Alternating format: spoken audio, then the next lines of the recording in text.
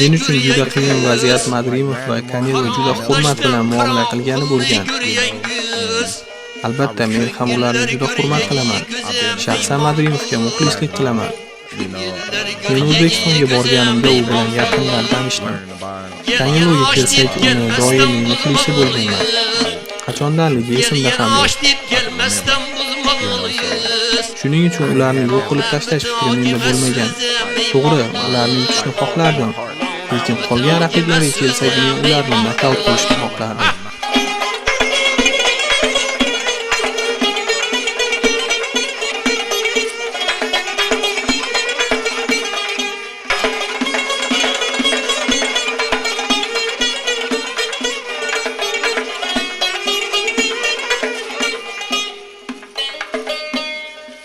Ağırdır anyamlar uzak duruyorlar. Sonrası yiğitler söylese tiller. Baharda açılır renk güller. Baharda açılır renk güller. Bir pesle açılır yazım imandır. Bir pesle açılır yazım imandır.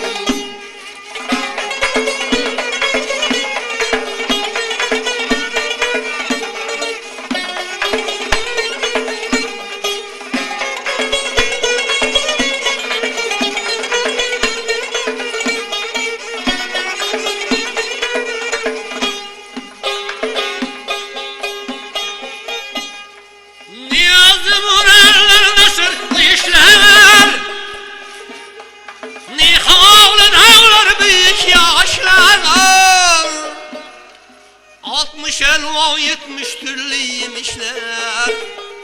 60 elva 70 türlü yemişler.